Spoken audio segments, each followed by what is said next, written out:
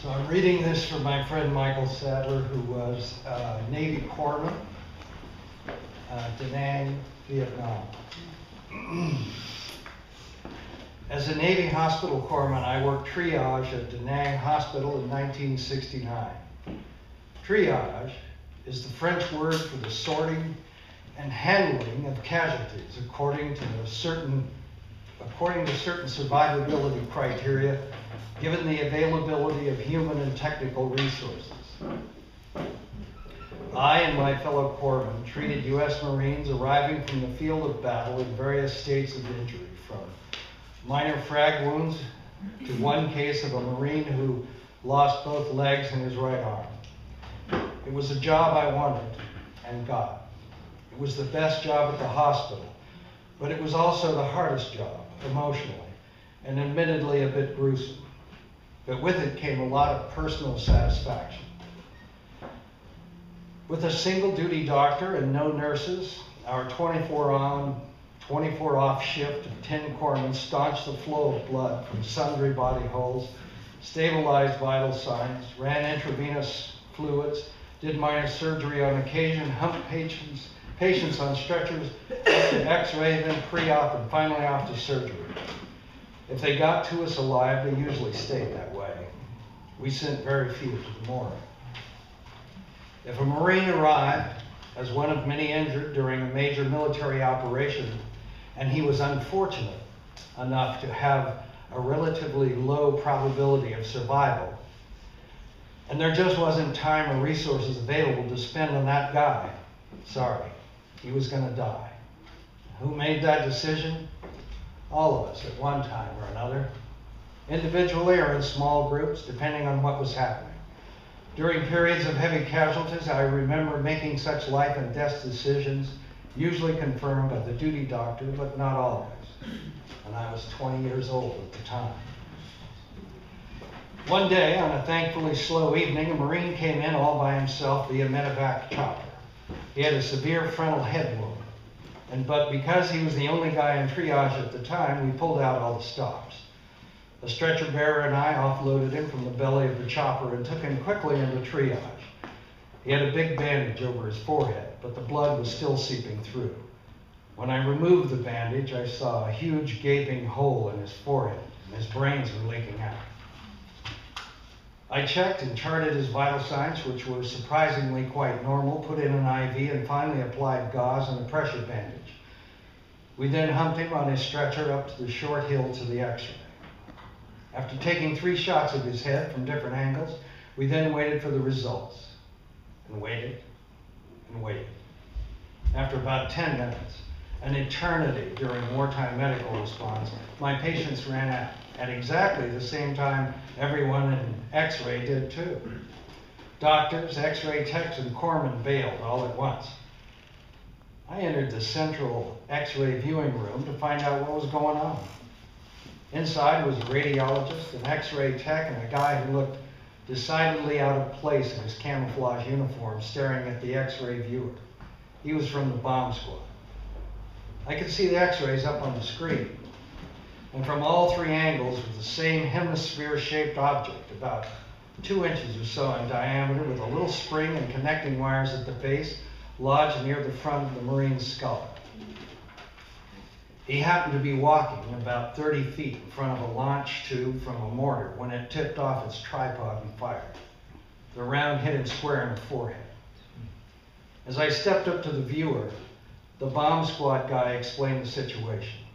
He could see from the spring and the wiring that the round had spun enough rotations and traveled far enough to arm itself, but because it had hit a relatively soft object, in this case, a human skull, it hadn't detonated. Thinking back to what I'd already done thus far, both in transport and in medical attention, I asked him, what would it take to detonate it? Not much, he replied. It had something to do with the little spring, but my thoughts had gone elsewhere. I explained in a trance that I had just changed the bandage and applied a gauze bandage around the Marine's head under a lot of pressure to keep his brains from falling out. You're lucky, Doc, the man said, and added with some relief, and so was everybody else within 100 feet. Did I mention that after 361 days in Vietnam, that this was my last night in triage and that I was due to go home in 4 days? We all waited for the young Marine to die on a stretcher and X-ray. Waiting for a human being to die was not an easy thing for me or anybody else, and for a lot of reasons. First among them was holding in balance concern for a wounded Marine's life in contrast to concern for my own. The Marine was now an unconscious vegetable, and we all knew it would never be otherwise, despite his having a strong pulse and normal breathing.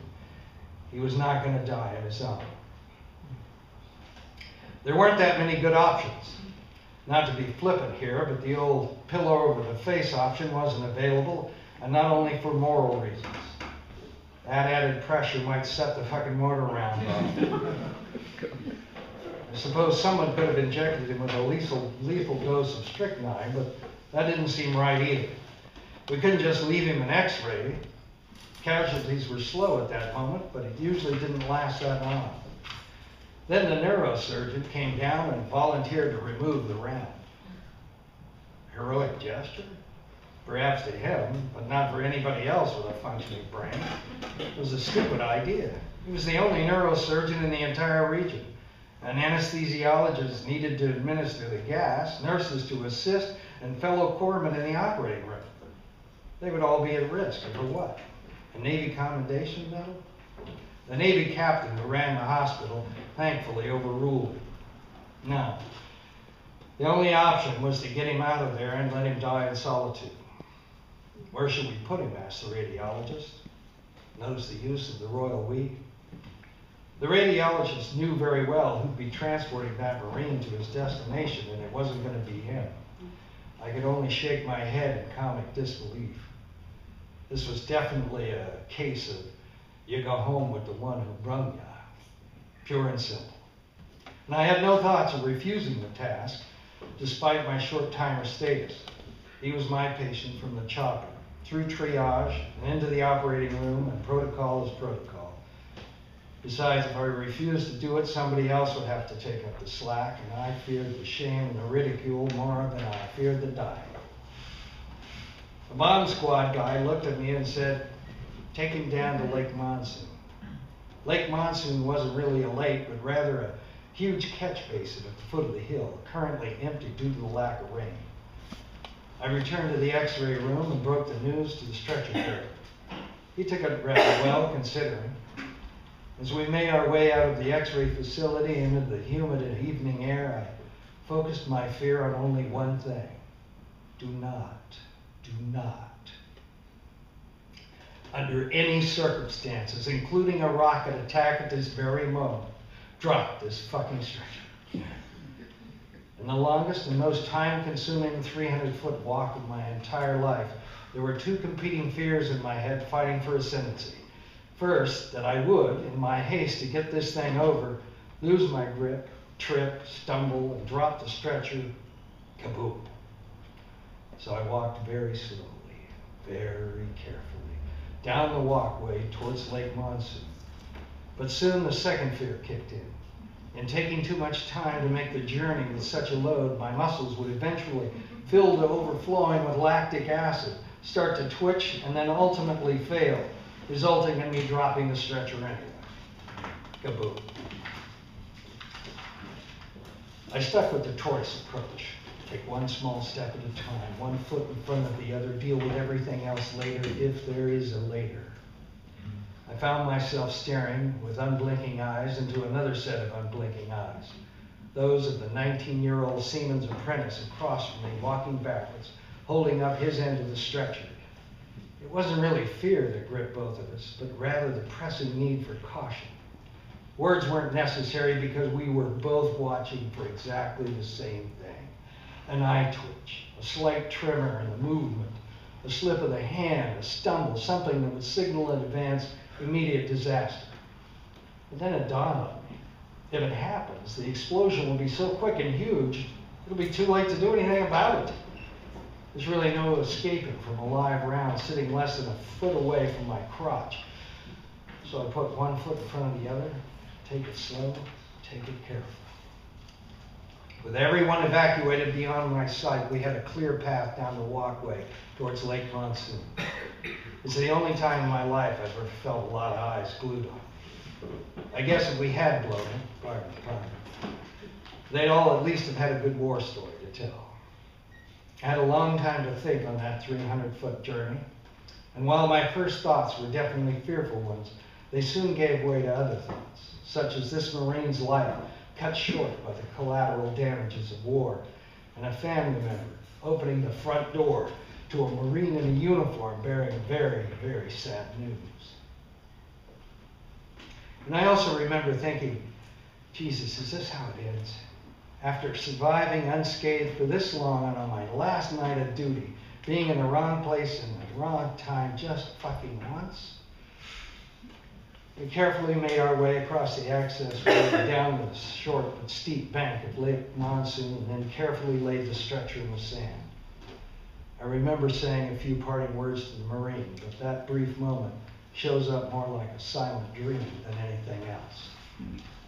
We climbed the bank and headed back to triage. Everyone was relieved that nothing had gone wrong.